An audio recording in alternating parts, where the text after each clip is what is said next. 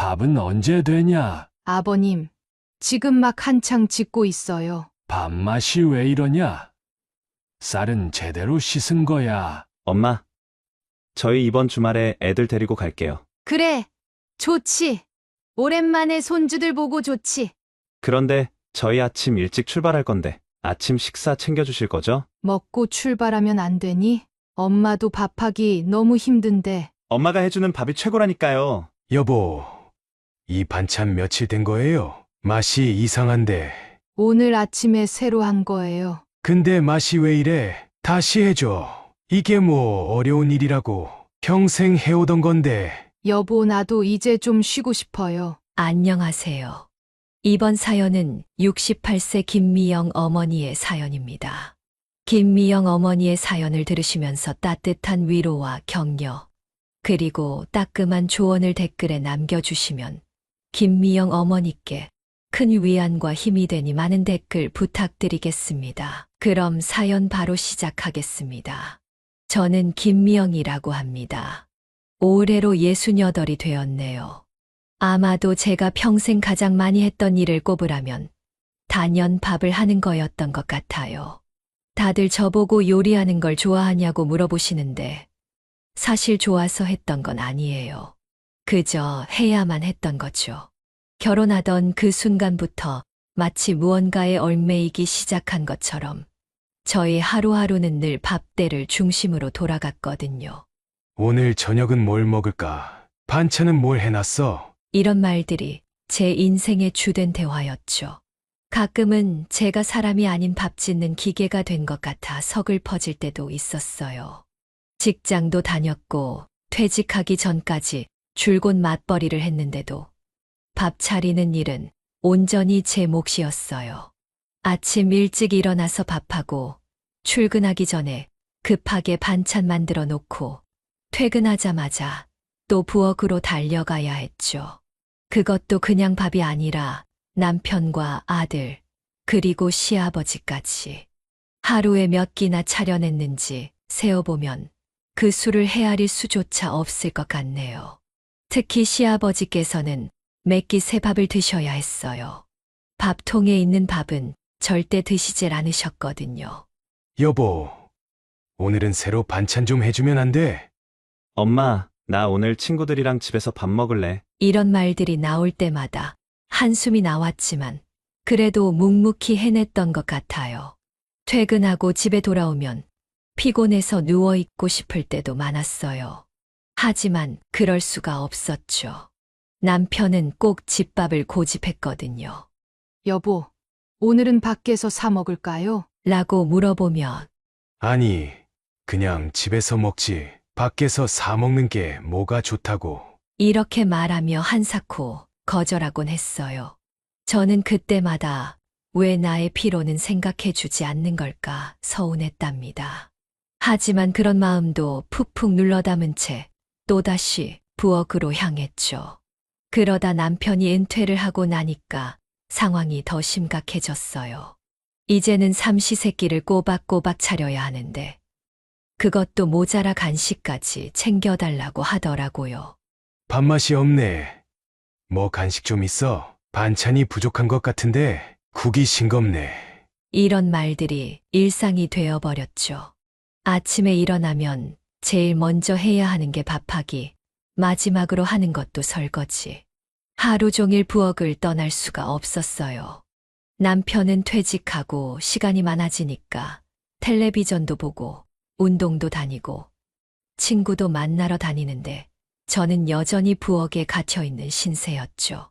솔직히 말하면 제가 밥하기 싫어서가 아니라 이제는 좀 쉬고 싶은데 그럴 수가 없다는 게 너무 힘들었어요. 제 나이에도 새벽부터 일어나 밥하고 하루 종일 부엌에 서 있어야 한다는 게 너무 버거웠거든요. 여보, 나도 좀 쉬고 싶어요. 라고 말해봤지만 돌아오는 대답은 뭘 그렇게 힘들다고 그래. 평생 해오던 건데. 이런 말뿐이었어요. 그 말을 들을 때마다 가슴 한켠이 찢어지는 것 같았죠. 거기에 아들 내외가 합가를 하자고 했을 때는 정말 그때부터였던 것 같아요. 제 인생의 큰 전환점이 엄마, 우리 같이 살면 좋잖아. 손주도 볼 수 있고. 얼핏 보면 좋은 제안 같았지만 사실 그건 제게 또 다른 족쇄를 채우는 일이었던 거죠. 식구가 늘어난다는 건 그만큼 더 많은 밥을 해야 한다는 뜻이니까요. 더구나 아들 내외는 맞벌이라 아침, 저녁으로 제가 다 해결해야 했어요. 손주까지 챙기다 보면 하루가 어떻게 지나가는지도 몰랐죠. 매일같이 들리는 밥은 됐어? 엄마 오늘 반찬은 뭐야? 이런 소리들. 어느 순간부터 저는 더 이상 안 해도 엄마도 아닌 그저 밥을 하는 사람으로만 보이는 것 같았어요. 제 존재가 부엌에만 갇혀 있는 듯한 느낌 아시나요? 가끔 거울을 보면 제가 보이지 않고 그저 앞치마를 두른 어떤 사람만 보이는 것 같았어요.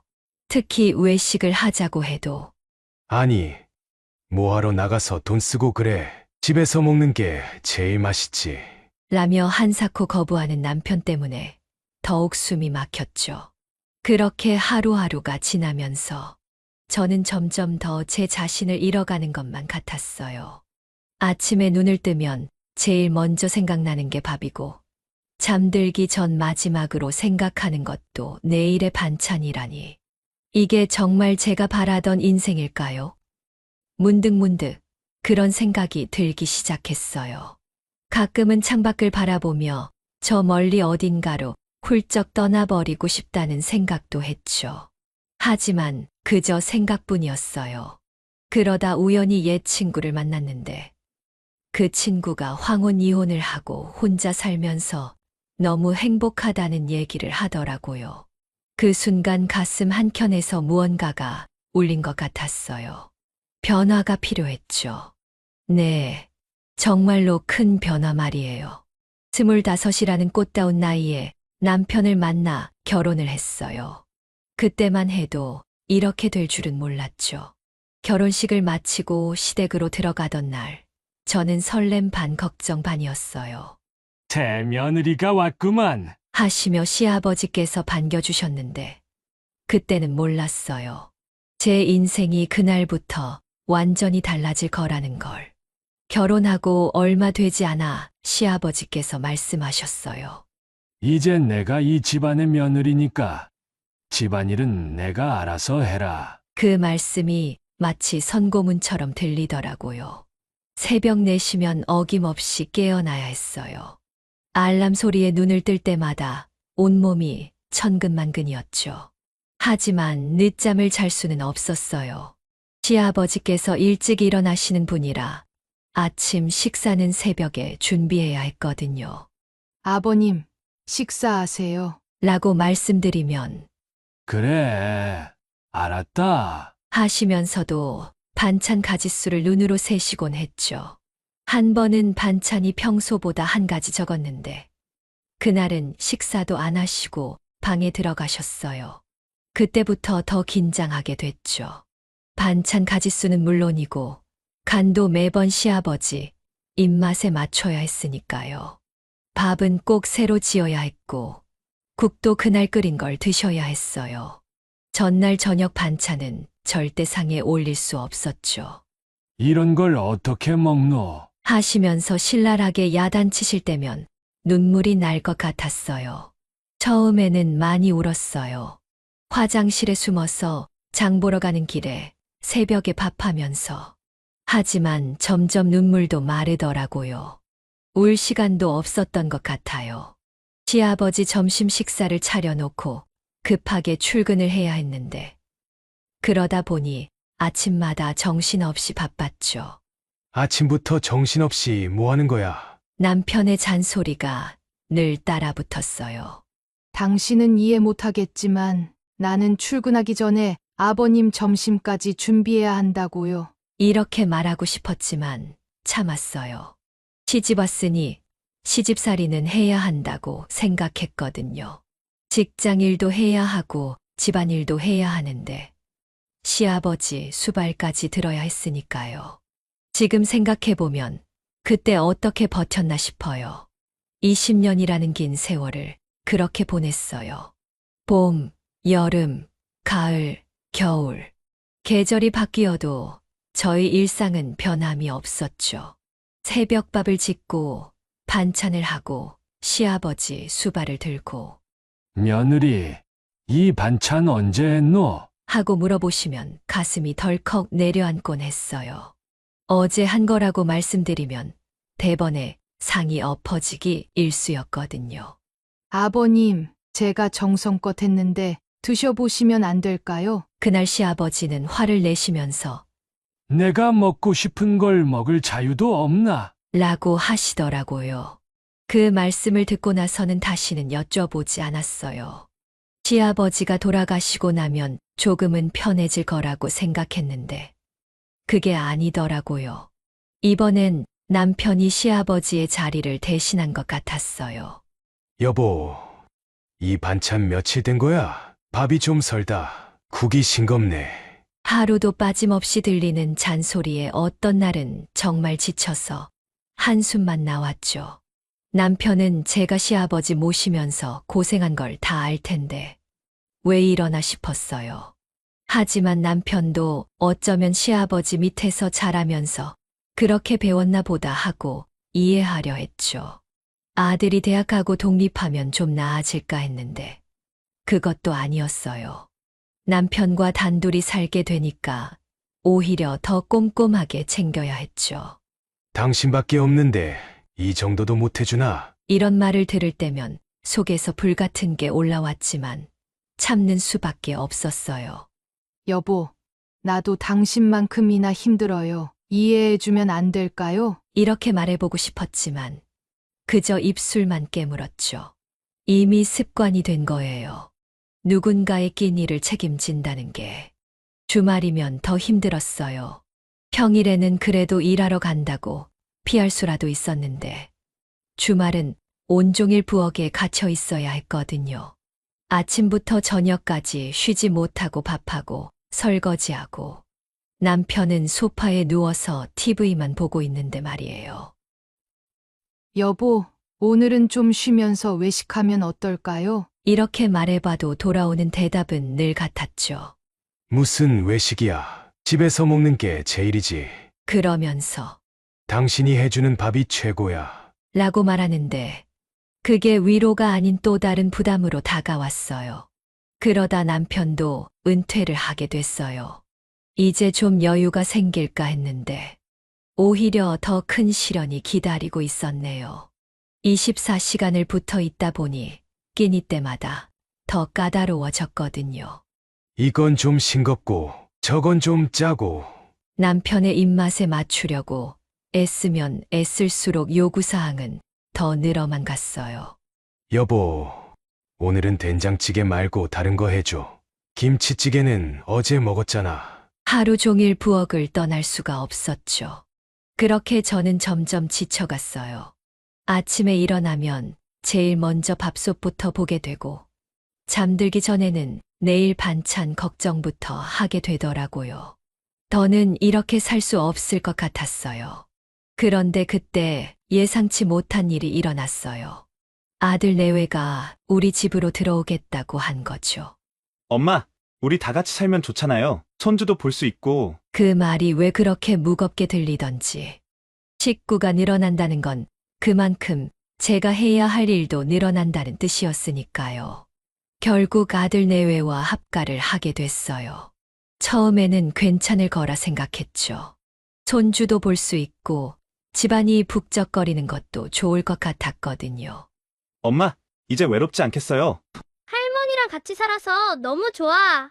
이런 말들을 들으며 잠시나마 행복한 상상을 했었죠. 하지만 현실은 달랐어요.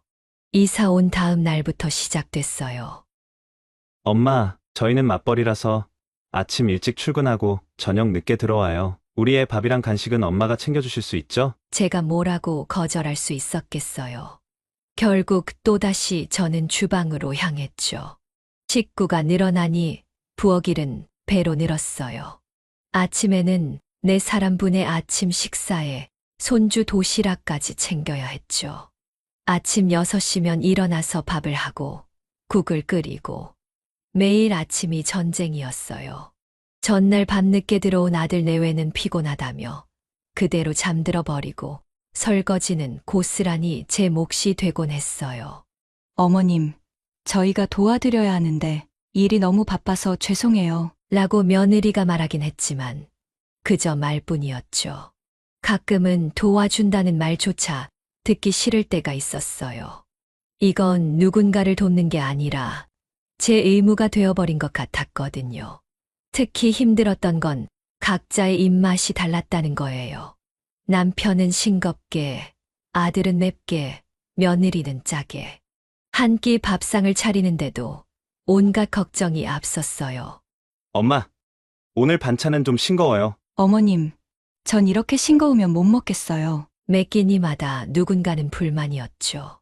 한 번은 며느리가 직접 음식을 해본다고 했는데 남편이 한 입 먹더니 이건 뭐 먹을 수가 없네. 라고 하는 바람에 큰 싸움이 났어요. 그 뒤로는 며느리도 주방에 얼씬도 않게 됐죠. 저는 날이 갈수록 우울감이 깊어졌어요.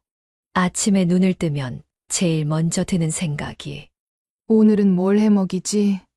잠들기 전 마지막 생각도 내일은 무슨 반찬을 해야 하나? 이런 고민들이었죠. 부엌 창문으로 보이는 하늘이 그렇게 멀게 느껴진 적이 없었죠. 설거지를 하면서 창밖을 바라보면 자유롭게 날아다니는 새들이 부러웠어요. 나도 저렇게 자유롭게 살 수 있을까? 하는 생각을 하면서 한숨만 푹푹 쉬었죠. 손주를 돌보는 일도 만만치 않았어요. 할머니, 나 배고파요. 할머니 간식 줘요. 하루 종일 쉴 틈이 없었죠. 한창 자라나는 아이라 입맛도 까다로웠어요. 할머니, 이건 싫어요. 저건 먹기 싫어요. 하면서 골라 먹기 시작하면 결국 새로 해줄 수밖에 없었어요.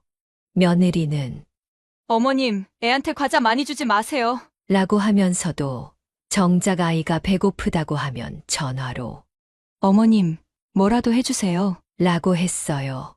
이런 상황이 반복되다 보니 점점 더 지쳐갔죠. 남편의 잔소리는 여전했어요. 여보, 반찬이 너무 없는 것 같아. 김치가 똑같은 맛이 안 나네.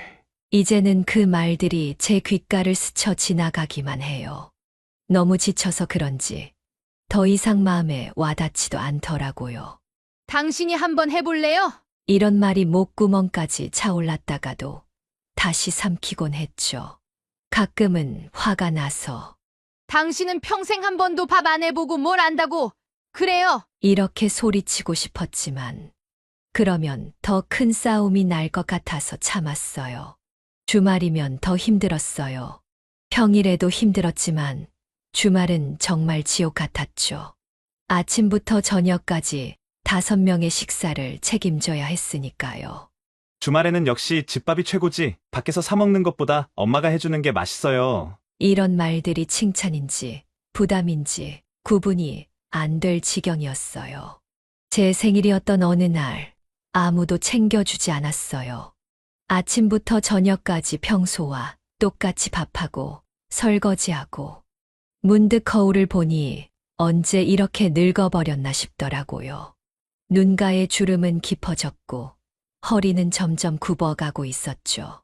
머리카락도 어느새 반이 넘게 하얗게 새어버렸고요. 이대로 가다가는 정말 인생을 다 바쳐 밥만 하다가 끝나겠구나 싶었어요. 그날 밤 혼자 화장실에서 한참을 울었답니다. 옛 직장 동료를 우연히 만났는데 은퇴 후에 취미 생활도 하고 여행도 다닌다더라고요. 등산도 다니고 스마트폰 강좌도 듣고 친구들과 카페도 가고 저는 그저 부러운 마음으로 듣기만 했죠. 미영아, 너는 왜 그렇게 살아? 네 인생도 소중한 거야. 이제 그만 좀 쉬어. 그 말이 가슴을 찔렀어요. 맞아요. 저도 제 인생이 있는데 이렇게 살아도 되는 걸까요? 문득 지난 40년이 어떻게 흘러갔는지 돌아보게 됐어요. 그러던 어느 날이었어요. 아침상을 차리다가 그만 그릇을 떨어뜨렸네요. 와장창 소리와 함께 깨진 그릇만큼이나 제 마음도 산산조각이 난 것 같았어요. 깨진 그릇을 치우면서 문득 깨달았죠. 더는 안 되겠다는 생각이 들었어요. 이대로는 정말 안 되겠다고요. 변화가 필요했어요. 아니, 변화가 절실했죠. 하지만 40년 넘게 해온 생활을 바꾼다는 게 말처럼 쉽지는 않았어요. 어떻게 해야 할지, 무엇부터 시작해야 할지. 그때 제 마음 속에서 작은 불씨가 피어오르기 시작했답니다. 이제는 저를 위한 시간이 필요했어요. 더 이상 누군가의 낀 일을 책임지느라 제 인생을 포기할 수는 없었으니까요. 저는 이제 나가서 살겠습니다. 아침 식사 자리에서 이 말을 꺼냈을 때 모두가 숟가락을 멈췄어요. 남편은 믿을 수 없다는 듯 저를 쳐다보더니 헛웃음을 지었죠. 무슨 소리야, 여보. 아침부터 농담이 너무 심하네. 하지만 전 진지했어요. 이미 동네에 있는 작은 원룸도 계약해 놓은 상태였거든요. 일주일 전 부동산에 갔을 때 중개인이 제 나이를 보고 많이 놀라더라고요. 어머니, 혼자 사시게요? 그 말을 들으며 마음이 조금 흔들렸지만 더는 망설일 수 없었어요. 떨리는 손으로 짐을 싸기 시작했어요. 40년 넘게 살면서 정작 제 물건이라고 할 만한 게 별로 없더라고요. 옷가지 몇 벌, 통장, 주민등록증. 한 캐리어도 채 되지 않는 짐을 보니 마음이 복잡했죠. 그동안 저는 이 집에서 무엇이었을까? 문득 서글퍼졌어요. 엄마, 이러시면 안 돼요. 우리가 뭘 잘못했어요? 아들이 달려와 제 짐을 빼앗으려 했지만 이번엔 물러설 수 없었어요. 이미 제 마음은 단단히 정해져 있었거든요. 남편은 분노가 폭발했어요. 당신 미쳤어. 밥하기 싫어서 집을 나가겠다고? 원룸은 무슨 원룸이야. 환갑이 넘은 사람이. 그동안 제가 얼마나 힘들었는지, 왜 이런 결정을 했는지 이해하려 하지도 않았죠. 당신, 정신 차려. 무슨 영화에서 본 걸 따라하는 거야? 남편의 목소리가 점점 더 커졌어요. 여보, 난 밥하기 싫어서가 아니라 나 자신을 찾고 싶어서 나가는 거예요. 하지만 제 말은 아무도 귀담아 듣지 않았어요. 마치 제가 갑자기 이상한 사람이 된 것처럼 대하더라고요. 며느리는 눈물을 글썽이며 매달렸어요. 어머님, 제가 잘못했어요. 이제부터는 제가 집안일 더 도와드릴게요. 제가 요리도 배울게요. 하지만 전 알고 있었죠. 그건 일시적인 약속일 뿐이라는 걸. 결국 모든 게 다시 제자리로 돌아갈 거라는 걸. 며느리도 직장에 다니느라 바쁜데 어떻게 저를 도와줄 수 있겠어요? 됐어. 얘야. 이건 너희 잘못이 아니라 내 선택이야. 나도 이제는 나답게 살고 싶어. 월세 45만 원짜리 작은 원룸으로 옮기던 날, 가족들은 마치 장례식이라도 치르는 것처럼 침통한 표정이었어요. 엄마가 원룸으로 나가 산다는 소문이 날까봐 걱정하는 눈치였죠. 실제로 입주할 때 이웃들의 시선이 따가웠어요. 젊은 사람들만 사는 원룸촌에 할머니가 혼자 들어왔으니 수군거리는 게 당연했겠죠. 작은 방 하나에 욕실 하나, 조그마한 주방. 하지만 이곳에서는 제가 주인이에요. 처음으로 제 공간이 생겼다는 게 기뻤어요. 작은 창문으로 들어오는 햇살을 보며 이제 시작이야 라고 생각했죠. 처음 며칠은 정말 힘들었어요. 40년 만에 처음으로 혼자 자는 밤이 너무나 낯설었거든요. 옆집의 소리가 다 들리고 밤에는 젊은 사람들 들어오는 소리에 깜짝깜짝 놀라기도 했어요. 젊은 사람들 술 마시는 소리, 큰 소리로 떠드는 소리. 잠을 설치는 날도 많았죠. 문득문득 가족들 생각이 나서 눈물이 났지만 돌아갈 수는 없었어요. 이제 와서 약해지면 안 돼. 이렇게 말하면서 저를 다잡았죠. 혼자 밥을 먹을 때가 제일 힘들었어요. 텅 빈 방에서 혼자 밥을 먹으려니 목이 메더라고요. 남편은 매일같이 전화를 했어요. 처음에는 화를 내더니 나중에는 사정하기 시작했죠. 당신, 이제 그만 들어와. 체면 좀 생각해. 우리 나이에 따로 사는 게 말이 되나. 동네 사람들 얘기가 자자해. 어느 날은 새벽에 취해서 찾아와 대성통곡을 하기도 했어요. 여보, 내가 잘못했어. 제발 돌아와. 그 모습을 보니 마음이 아팠지만 그건 제가 원하는 게 아니었어요. 전 단순히 밥하기 싫어서가 아니라 제 인생을 찾고 싶었거든요. 아들은 매주 찾아왔어요. 엄마, 이런 작은 방에서 어떻게 사세요? 우리 집으로 돌아오세요. 손주 사진을 보여주며 마음을 흔들었죠. 특히 할머니가 보고 싶대요. 밥도 할머니가 해주는 게 좋대요. 이런 말들에 마음이 무너질 뻔도 했어요. 손주 얼굴을 보여줄 때마다 가슴이 미어졌죠. 하지만 그때마다 지난 세월을 떠올렸어요. 더는 그렇게 살고 싶지 않았거든요. 엄마도 내 인생이 있어. 이렇게 말하면서도 눈물이 났어요. 하루는 남편이 찾아와서 대판 싸웠어요. 당신이 이러고 다니면 내 체면이 뭐가 되나. 원룸에 사는 할머니라고. 동네 사람들이 수군거린다고. 자식들 면목은 생각해봤어? 그 말을 듣는 순간 확신이 들었어요. 남편에게 전 여전히 체면 칠해용 아내일 뿐이구나.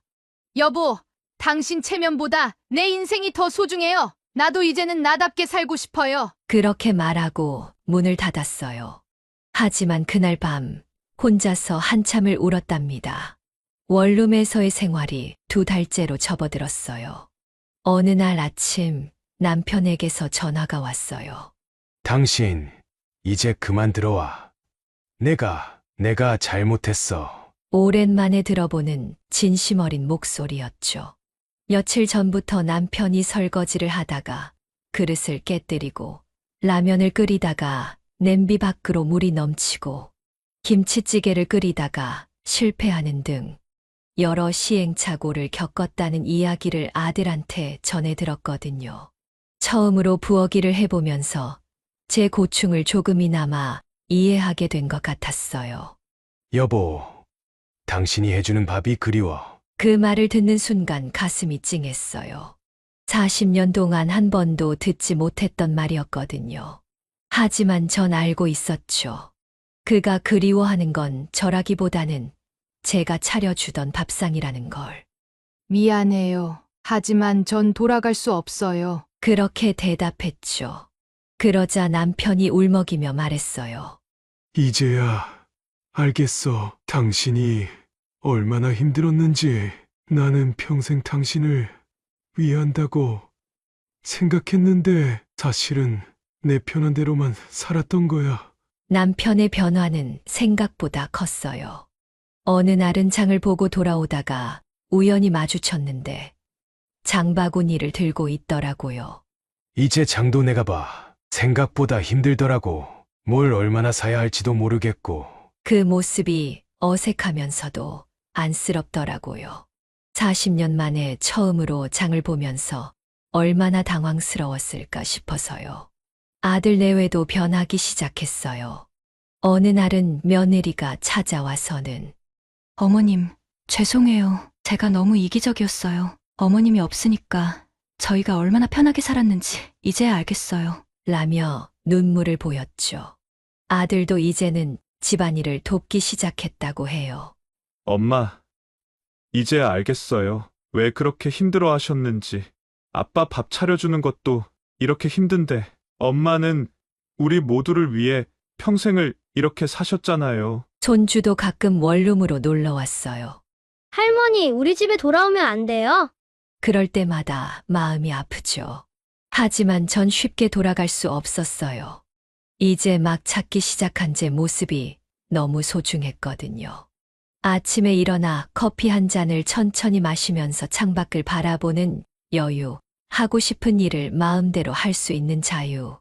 이런 것들을 다시 잃고 싶지 않았어요.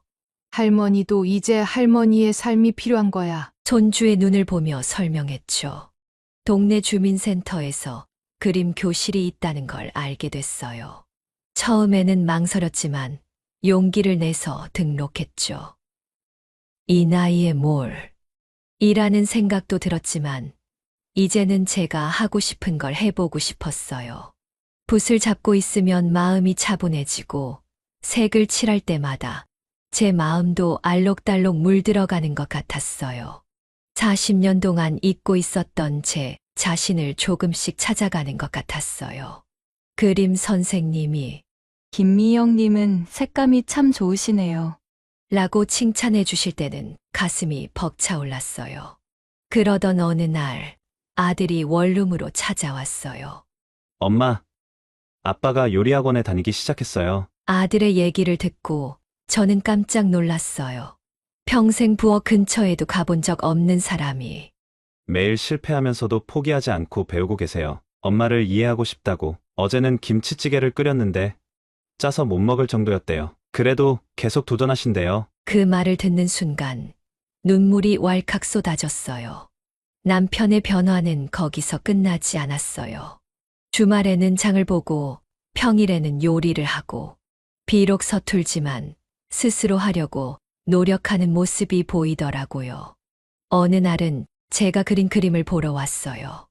여보, 당신이 이런 재능이 있는 줄 몰랐네. 40년 동안 당신의 모든 걸 내가 다 안다고 생각했는데 이제 보니 아무것도 몰랐던 것 같아. 그 말에 저도 모르게 마음이 흔들렸어요.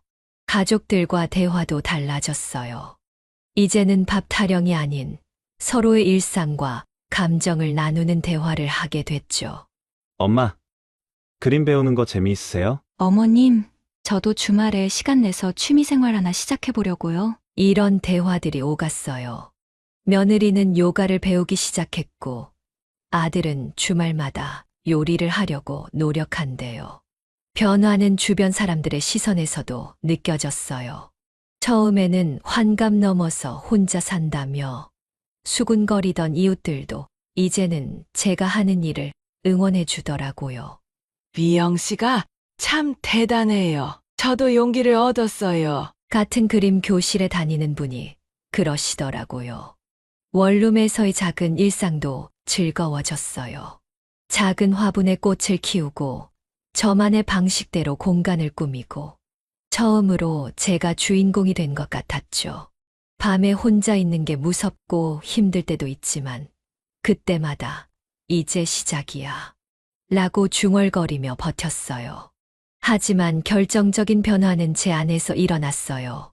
더 이상 누군가의 아내나 엄마가 아닌 나로서 살아가는 법을 배웠거든요. 혼자만의 시간을 가지면서 제가 무엇을 좋아하고 무엇을 원하는지 천천히 알아가기 시작했어요. 때로는 외롭고 두렵기도 했지만 그 시간들이 있었기에 진정한 제 모습을 찾을 수 있었던 것 같아요. 그리고 마침내 깨달았죠. 제가 원했던 건 도망이 아니라 변화였다는 걸. 가족과 완전히 단절하는 게 아니라 건강한 거리를 유지하면서 서로를 이해하는 것. 그게 제가 진정으로 원했던 거였어요. 이제는 알겠어요. 진정한 독립은 홀로 서기가 아니라 서로를 이해하고 존중하면서 함께 성장하는 거라는 걸. 그리고 그 과정에서 우리 가족 모두가 조금씩 변화하고 있다는 걸요. 6개월이 지났어요. 이제는 제법 혼자만의 생활이 익숙해졌죠. 매주 화요일과 목요일은 그림 교실에 가고 월요일에는 동네 도서관에서 책도 읽어요. 수요일에는 동네 문화센터에서 시작한 스마트폰 강좌도 듣고 있어요. 처음으로 제 시간표대로 사는 게 이렇게 행복한 일인 줄 몰랐어요. 아침에 눈을 뜨면 제일 먼저 창문을 활짝 열어요. 그리고 제가 좋아하는 음악을 틀어놓고 요가 동작도 몇 가지 해요. 이런 소소한 행복들이 하루를 특별하게 만들어주죠. 미영님, 그림 실력이 많이 늘었네요. 이번 주민센터 전시회에 작품 하나 내보는 건 어떠세요? 선생님의 말씀에 설레기도 하고 떨리기도 했어요. 처음에는 취미로 시작했는데 이제는 제 그림을 다른 사람들이 볼 수 있다니 생각만 해도 가슴이 두근거렸죠. 특히 수채화를 그릴 때면 마음이 편안해져요. 물감이 번져가는 모습을 보고 있으면 제 인생도 저렇게 자연스럽게 흘러갈 수 있을 것 같아서요. 남편과는 이제 주말에 한 번씩 만나요. 처음에는 어색했지만 지금은 서로의 일상을 나누는 소중한 시간이 됐죠. 여보, 이번에 내가 만든 김치찌개 한번 먹어볼래? 이제는 좀 먹을만해. 남편이 수줍게 내미는 반찬통을 받으며 웃음이 났어요. 서툴지만 정성이 가득 담긴 음식이 참 맛있더라고요.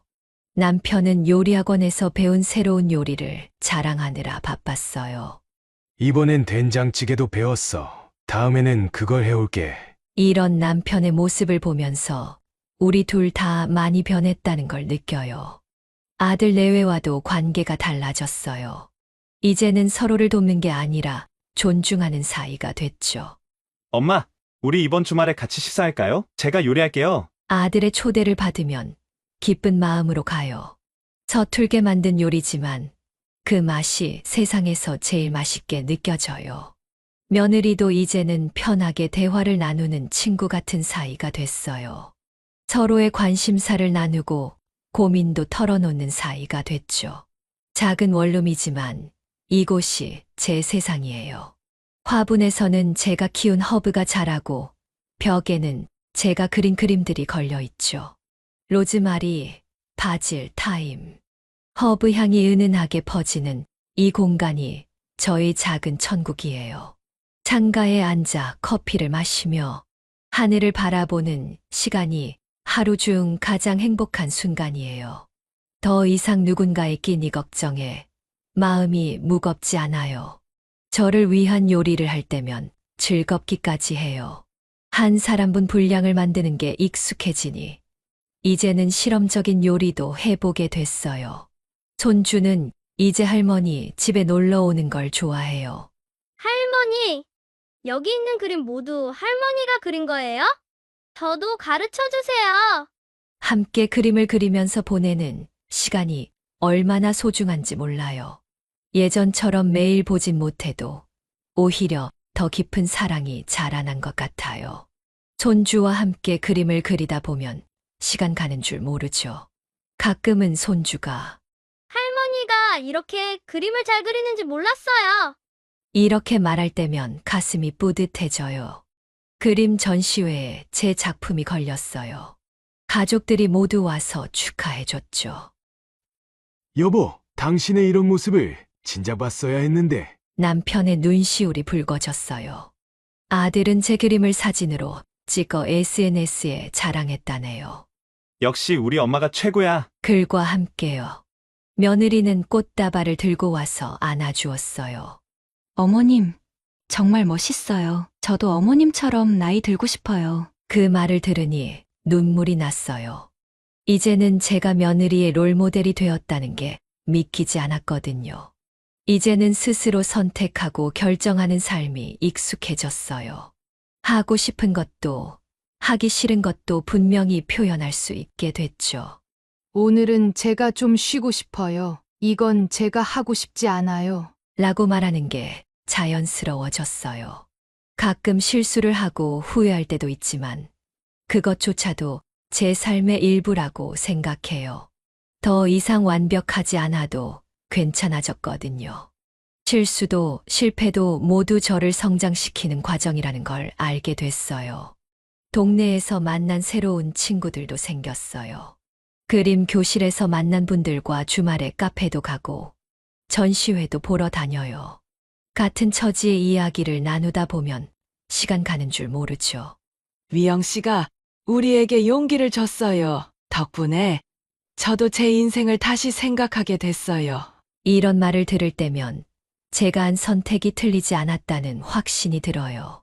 예전에는 늘 누군가를 위한 삶이었다면 이제는 저를 위한 삶을 살고 있어요. 그렇다고 가족을 사랑하지 않는 게 아니에요. 오히려 진정한 의미의 사랑을 알게 된 것 같아요. 서로를 구속하지 않고 각자의 모습 그대로를 인정하는 사랑. 이제는 가족들과 만날 때마다 새로운 이야깃거리가 생겨요. 서로의 일상을 나누고 각자의 성장을 응원하는 관계가 됐죠. 이제 저는 김미영이라는 한 사람으로 살아가요. 누군가의 아내이고 엄마이기도 하지만 그보다 먼저 저는 저 자신이에요. 68년을 살고서야 깨달은 이 단순한 진리가 참 감사해요. 앞으로도 제 인생의 매 순간이 기대되네요. 이제는 계획도 세워요. 내년에는 여행도 다녀올 생각이에요. 혼자만의 여행이 처음에는 두렵기도 했지만, 이제는 그 두려움조차 설레는 도전으로 느껴져요. 가끔 사람들이 물어봐요. 후회되지 않으세요? 그럴 때마다 전 웃으며 대답해요. 아니요. 이제야 진짜 제 인생을 살고 있는 거려. 늦게 찾은 용기였지만 그 용기가 저를 이렇게 행복하게 만들어줬어요. 이제는 알아요. 진정한 가족의 의미를, 그리고 진정한 나의 의미를. 어쩌면 이제부터가 진짜 시작인지도 모르겠어요. 제 인생의 가장 아름다운 장이 이제 막 시작된 것 같거든요. 여기까지 김미영 어머니의 사연이었습니다. 여러분은 어떻게 들으셨나요? 우리는 늘 누군가의 아내이자 엄마로 살아왔습니다. 하지만 그 이전에 우리는 한 사람의 인격체이자 소중한 개인이라는 걸 잊지 마세요. 나이 들어 새로운 시작을 한다는 게 두렵고 낯설 수도 있습니다. 하지만 우리의 인생에는 여전히 많은 가능성이 남아 있어요. 이제라도 늦지 않았습니다. 그동안 가족들을 위해 헌신하느라 미뤄두었던 자신만의 꿈을 찾아보세요. 취미 생활을 시작하거나 새로운 공부를 하거나 하고 싶었던 일에 도전해보세요. 가족을 사랑하는 만큼 나 자신도 사랑하면서 살아가는 것. 그것이 진정한 황혼의 행복이 아닐까요? 여러분의 두 번째 봄을 응원합니다. 구독과 좋아요, 알림 설정하시면 올라오는 사연을 빠르게 받아보실 수 있습니다. 그럼 다음 사연으로 찾아뵙겠습니다. 고맙습니다.